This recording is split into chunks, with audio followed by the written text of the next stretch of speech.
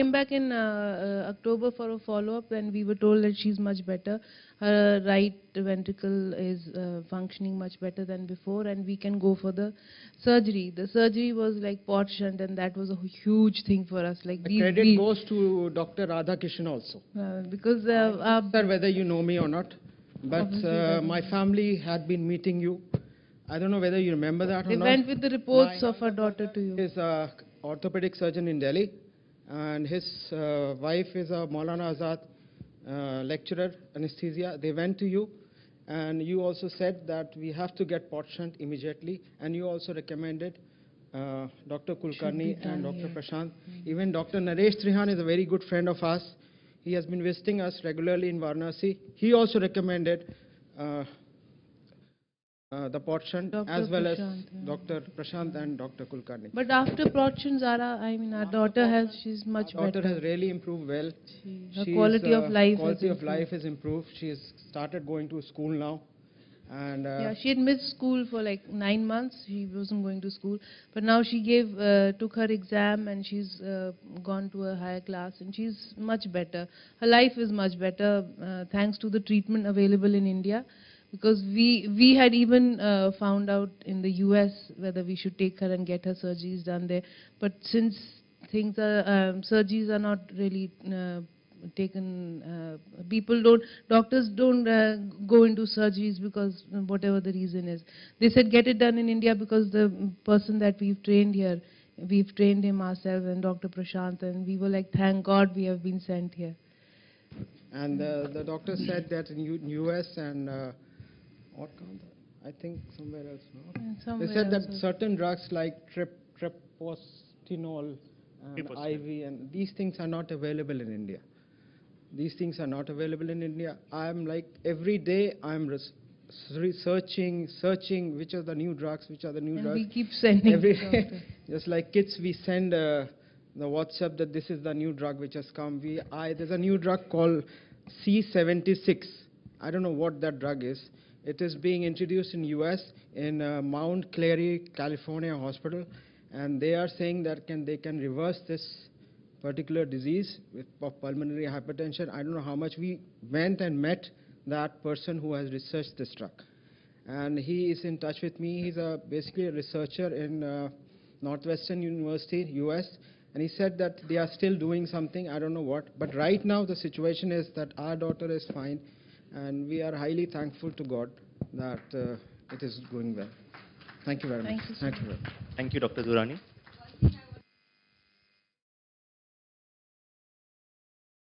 That Dr. This has come new, and then I think he knows much more than us, much more, and really it's a very good journey going through with them. And I understood one thing, because Zara has really become a good friend of us, and we counsel her a lot. Giving this iloprost, inhale iloprost every 4th hourly. One day she was talking to me, doctor, I can't sleep, because I had to give her at 12 o'clock, had to wake up again at 4 o'clock, and I think the whole family just didn't sleep for those 2-3 months because they had to give her. And she had a fear, because sometimes she used to confide much more in me than them, that everybody had a fear that what will happen to me, suppose I don't take that puff. And the whole family did not sleep. But I think we are more educated by you now, because every alternate week I get a new update from him that, doctor, can we try this for my daughter? So thank you very much for coming. I just want to put one, that bone morphogenic, some pairs. Yesterday I was going through some drug in Cambridge University, somebody called Nick Morel. He has come, I don't know, madam, I don't know him, I just don't know.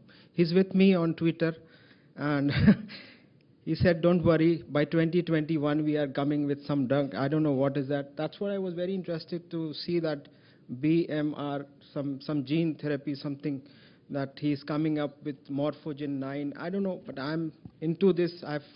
I'm managing my faculty of dental science as dean, plus I'm managing the Zara, the research drugs also. But they are the best church, I don't know. Till now, our journey is till the port shunt. It is doing very well. Thank you very much. Thank you. Thank you. Thank you, Dr. Durrani.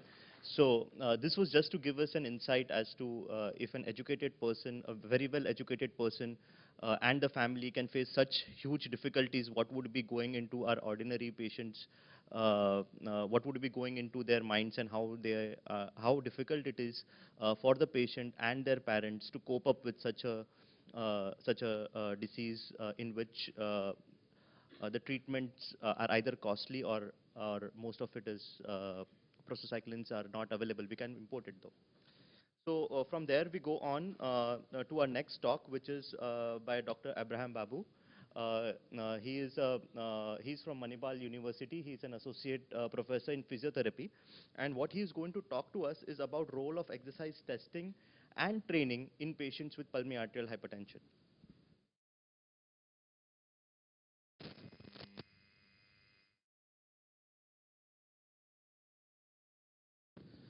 Thank the organizers for this wonderful opportunity, and good afternoon. I think it's a task to either do the talk before lunch or after lunch, but I'm hoping that this would be of some interest to you. At the outset, most of my work in rehab has been in adults with pulmonary hypertension. Isolated cases of few children, may not be young children, but teens with pulmonary hypertension, but otherwise a lot of the work has been in adults. But I hope that a lot of it can be translated, and we have just done some comparisons of adults versus children for this talk. So just some of my disclosures at present. This is something that we all know, and we talked about it, that dyspnea, syncope, fatigue are probably the three main symptoms that almost all your patients with pulmonary hypertension are going to exhibit. We published this review a few years ago where we looked at the physiological mechanisms that result in these three symptoms. And it is complex. It is not simple. It is not one system alone. And as people in exercise science, we like to give a lot of emphasis to the skeletal muscle also, and that's the last, which you also have on the side right here. And apart from central mechanisms, which include the heart, the pulmonary circulation, not just the right ventricle, but also the left ventricle. You cannot take one ventricle in isolation and expect it to work. You have to take it in totality.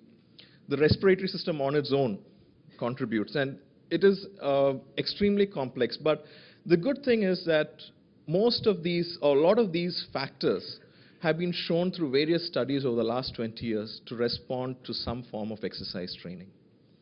Now, that was the whole premise with which we started exercise training for pulmonary hypertension in 2011 at Manipal.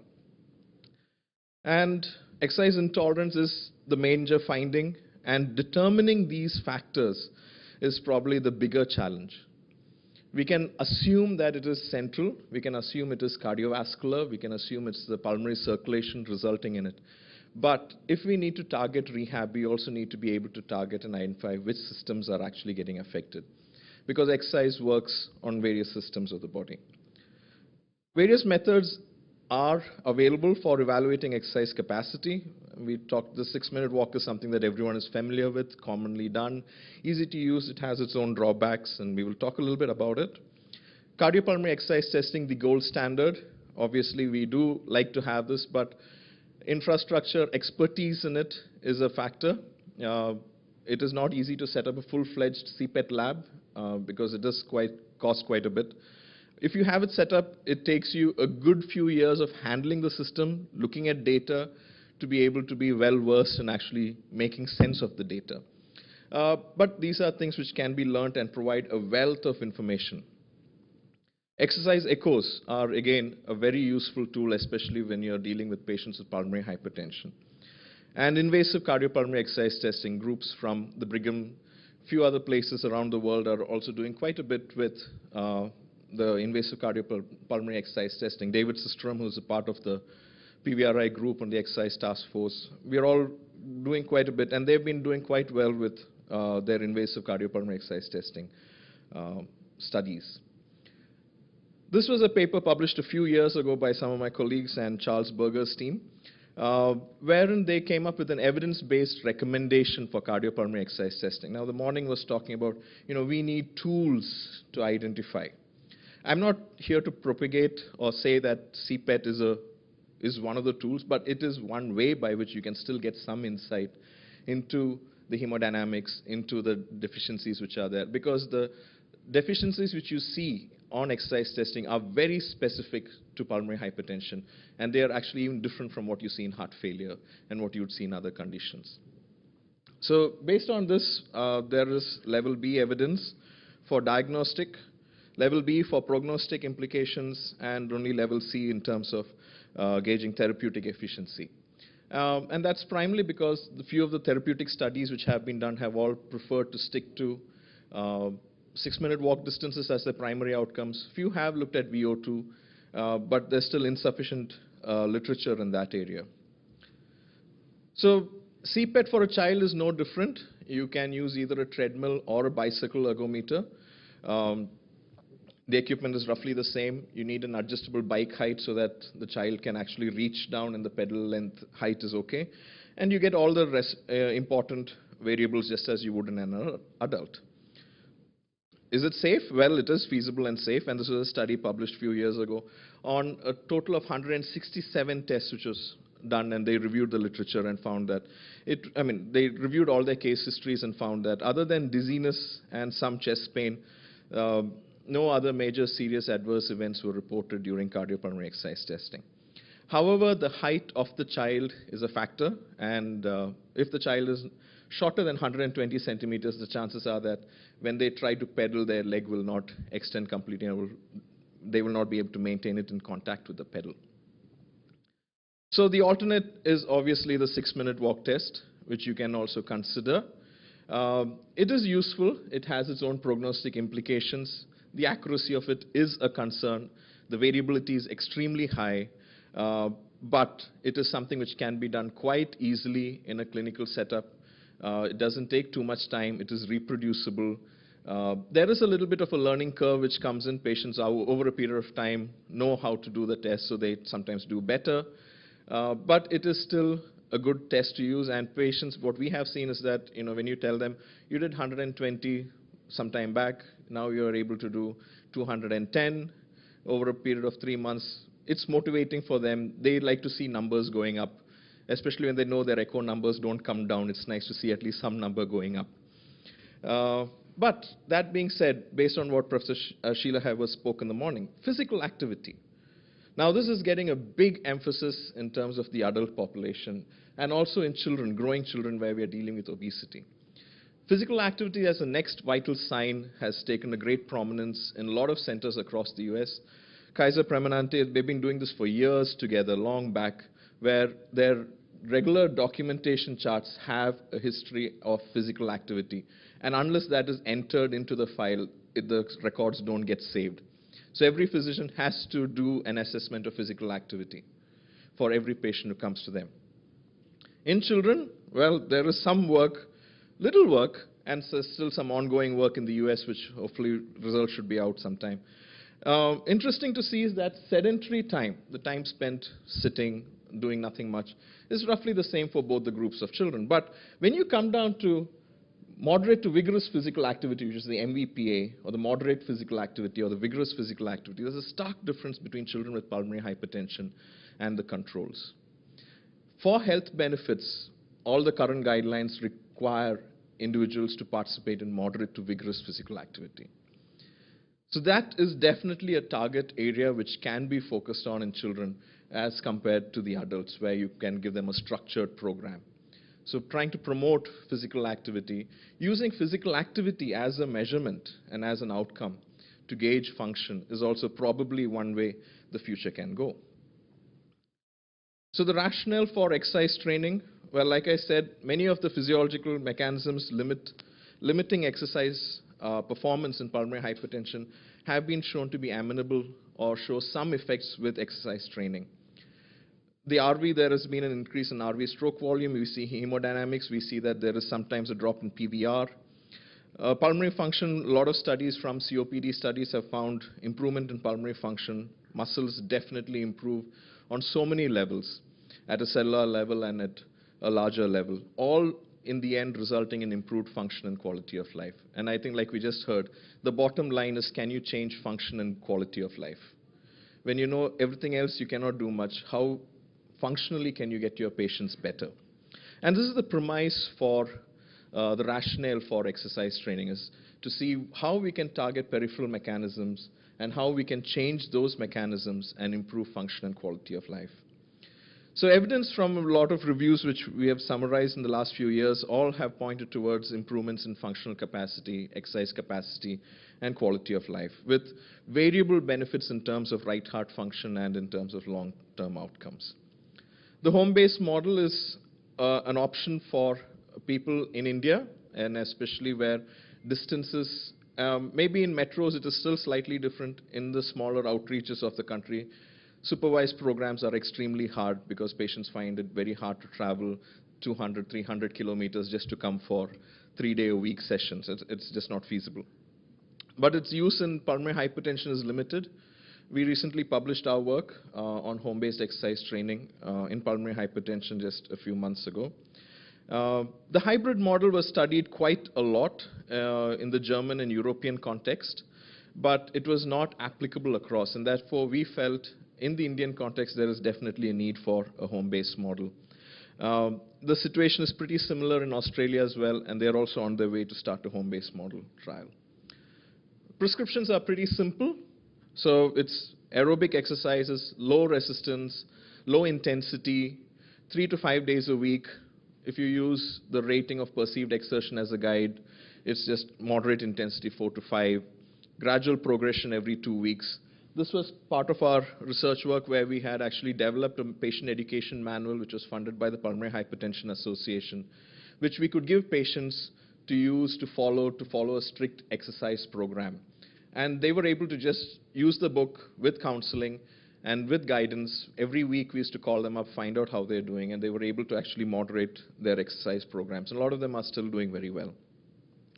12 weeks of home-based programs improved 6-minute walk by about 48 meters, improved quality of life. There was a drop in functional class by 1 in a lot of our patients. But again, like we expected, we did not expect any change in the right heart function. But overall quality of life improved. And with any rehab or exercise-based intervention, the target is to improve function and quality of life. In children, interestingly enough, again, a recent study on 16 weeks of home-based exercise training, small numbers, 9 children, extremely stable, class 1 and 2, who exercised 20 to 25 minutes a day with some amount of resistance training with TheraBands. And again, they found running distance on a treadmill increased by about 158 meters at the end of it, which is good. Your children respond really well, and they're very resilient, and they're easily responding to a lot of exercise. But again, there is nothing to state that it works. We have isolated studies in few places, but nothing to give a strong recommendation to say that it should be done. A few years ago, a few of us got together and decided to come up with some exercise recommendations. And we tried going about it based on each etiological group. So these were all scientists from from the US and some of us from here, who decided, all of us in exercise science who thought it may be helpful. Now, these were again formulated based on the American College of Sports Medicine guidelines. So it was just that you could choose any form of exercise training. It can be resistance training, inspiratory muscle training, or even aerobic training. But if you can at least do aerobic training all across, irrespective of the etiology, you are definitely going to achieve some benefit rather than no benefit at all. So to summarize, evaluating exercise capacity is important. CPET is obviously the gold standard, but 6-minute walk is an alternate. The future of PA as a tool for evaluating function in children and in adults, and a strategy for promotion of physical activity is something which is yet to be studied, but it will definitely happen. Exercise training is both beneficial and feasible. We still require more studies. With regard to children, we need to see how long-term studies affect their physical, psychological, and academic performance. Because when we look at a child, we're looking at their holistic performance, and we cannot limit it to just physical function alone. Thank you for your attention.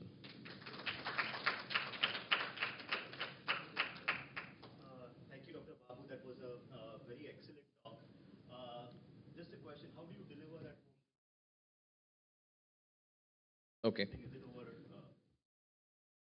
All right. So what we had initially done was, it was a one-to-one session where we actually counseled the patients. We made them do all the exercises under our supervision, and we trained the spouse also along with them. So then we sent them home, And we asked the spouse to monitor, and we used to phone them up every week and do that. And we used to just follow up telephonically. We had success with our heart failure programs in exactly the same manner. So that gave us the confidence that we should be able to do it with pulmonary hypertension. They visit us once, and then every other time they used to come back for follow-ups with the cardiologist. They visit us again. We run through the whole cycle of the exercises, correct, progress, and then improve on. Yes, sir.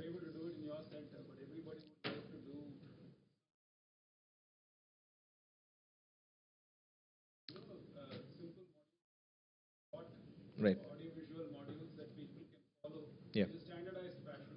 Right. And that can be used for low-intensity exercise training. Yes, sir. And Definitely. nobody pays attention to that. Right, sir. Definitely something to think about. We will think of doing it on a larger scale. We hadn't thought of this. Yeah. That you need to figure out a way to scale this up. That's right. I completely agree with you. Collaborating with PH-specific centers would help, you know. Definitely. Definitely. That's something we could definitely do. Yeah. Yeah. Oh, yeah, that's also something which we can do. Yep.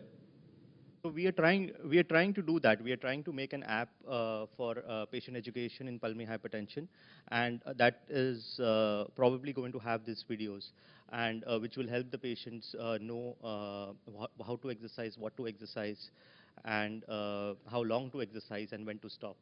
Yep. Right. Cardiopulmonary exercise. Yes, ma'am. We just use treadmill in spite of.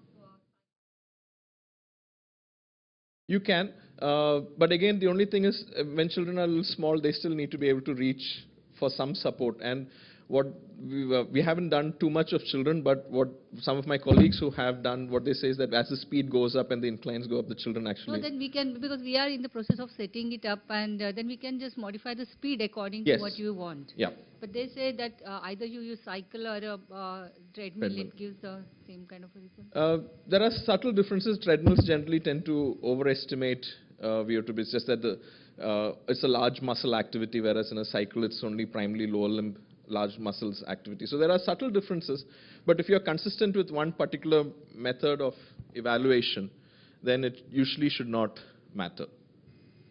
Very interesting talk and very interesting dimension that we generally don't see. As KK says, we should be rather thinking. This is one thing which I hear, where we are encouraging patient to be healthy, Right, sir. with everything else remaining the same. The point which I want to make is that in our own sense, when you want to give a moderately intensive exercise, I think yoga and pranayam are ideally suited for this kind of patient. What would be your thoughts on that? They are not Whatever always they will do the same benefits, and I think in terms of the disease itself, it might have an additive effect. Exactly. I may have to draw parallels from the heart failure study that Dr. Prabhakaran and all recently pulled out from the Yoga Care trial. There are benefits, no doubt. And we know that yoga is going to have greater autonomic influences and betterments, which is again something which PH patients should have. But when it comes to actual improvement of function, which exercise training improves in terms of muscle function, oxidative capacity at mitochondrial levels, that is something that happens only with exercise training and not so much with the yoga. So that is something where I think there would be a slight trade-off, and I would say exercise is still good. Yoga is culturally appropriate. People may be a little more receptive.